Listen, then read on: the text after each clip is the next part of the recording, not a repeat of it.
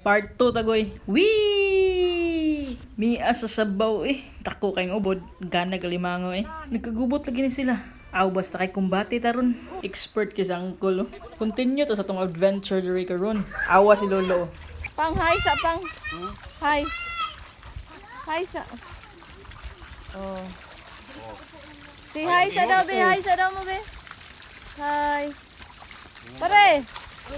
So this time goy, nagkagubot din sila goy kay gi-classify na nilang mga isda. Pareha siguro ang ilahi ang bangus, ilahi ang tilapia, ilahi ang pasayan and everything. Nusa daw? Maron ni nag-classify nga dala sulod sa cellophane. Agoy, nasakpan sa video.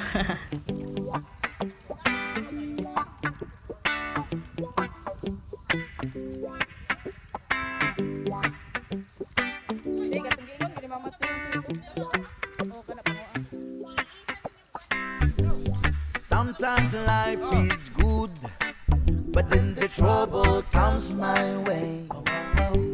But whatever happens, Lord, I thank you for this day. And when I'm feeling troubled, I lift my hands and pray that you will be done in the rain or sun. Oh, it's a beautiful day. I don't want to add to my mighty, cause tomorrow I'll be fall down on my face. Lord, I thank you for sunshine, thank you for rain, thank you for joy, thank you for pain. It's a beautiful day, it's a beautiful day.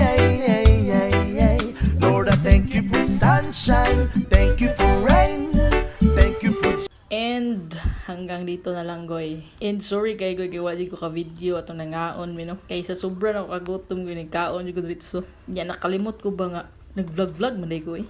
Kabahala na ng vlog basta di ta mapas mo. Well, daghan pug kog nakuha goy no nga mga pasayan. Pero murag daghan pug kog samad sa akong tail goy. Pero okay ra na kay part na sa tong adventure. Relax ra na tong tail diri goy. Kaluoy sa tail sa pobre. Nanin kamot jud og pangwag isda. Pag vlog pa. Will be done in the rain or sun. Oh, it's a beautiful day. I don't want to add to my mighty, cause tomorrow I'll be fall down on my face. Lord, I thank you for sunshine, thank you for rain,